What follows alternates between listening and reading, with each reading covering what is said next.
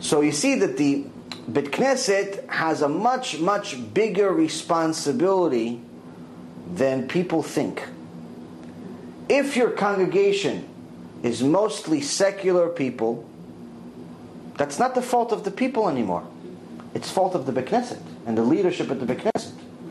If your Bet Knesset is conservative and reform, that's because the leaders, the people that are pulling the strings, the people that are teaching whatever they're teaching, they want it to be that way. There's no such thing as a righteous Bet Knesset with a bunch of Reshaim. Why? Because if the rabbi is 100% holy, and he's only teaching holy things 100% with no fear in the world, no fear. He doesn't care, you're going to fire me, hire me, it doesn't make a difference. For him, this is what Hashem said, that's what I'm going to say. And if the Keilah has a little bit of merit from Shamayim to see, okay, listen, even if I'm not doing it, it's still the truth. Okay, I don't want to keep Shabbat, but whatever he's saying is true anyway, so I can't tell him shut up. I can't go against him. This is what it says. I don't feel like doing it. You have a little bit of merit, a little bit of secheh, a little bit of, a brain. You realize, okay, this is the truth. Maybe one day I'll have the merit to actually do it. So the Keilah gets stronger and stronger, and then you start seeing there's a balance. There's some people that are righteous, some people not less righteous, but overall there's a balance. You're never going to have everyone righteous. You're never going to have everyone wicked, or at least I would hope so. But nonetheless, leadership of B'tei Knesset is very, very critical. And this is why I have a lot of problems with the whole concept of having a board of directors for a Bet Knesset, which I've talked about in the past. Having a board of directors for a Bet Knesset is only an invention in current generations. In the past, there was a board made of one person, Rabbi.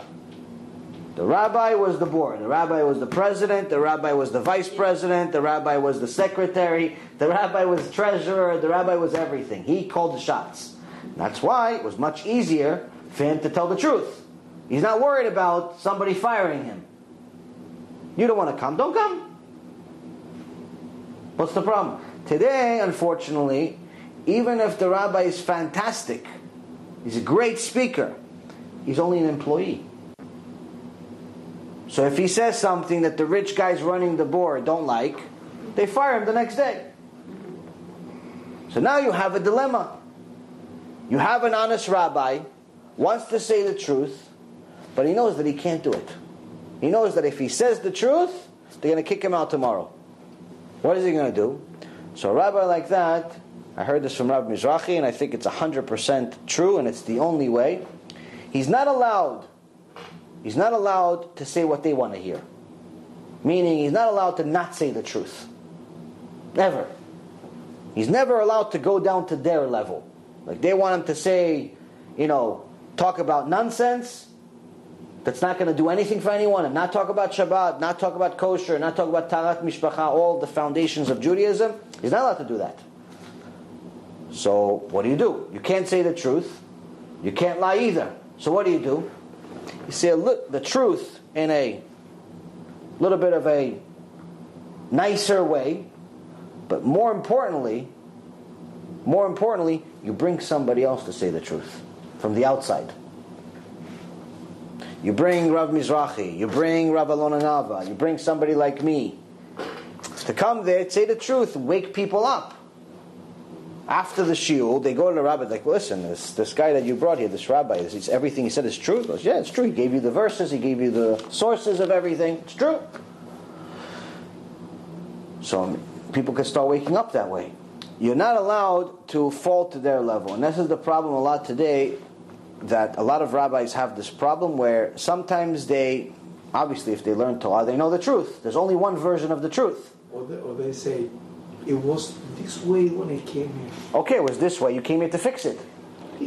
That was your job. It was like that, so I'll keep it like that. Okay, well, keep it like that, then you become part of it. Yeah, of course. The reason why a rat doesn't find the garbage smelly, when he's born, he doesn't know what's smelly, what's not smelly. He's born like anything else. He's brand new. But then he goes to the garbage, and you don't see him, this food again. He doesn't say that. Why? Because after a while, he gets used to it and he becomes part of the garbage. He hangs out inside the garbage. He doesn't know it's garbage. To him, it's first-class meal. So this rabbi that says, no, it was this way and I'm not going to disturb anything, what happens? He becomes part of the garbage.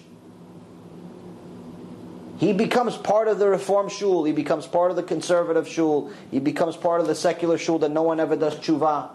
He becomes part of it. He may think that he's a tzaddik because he's comparing himself to a bunch of reshaim. But in Shamayim, he's actually worse than them. And the reason why is because he knows what's right and wrong, whereas most of them don't know what's right and wrong. You've just experienced another Torah class brought to you by TorahAnytime.com.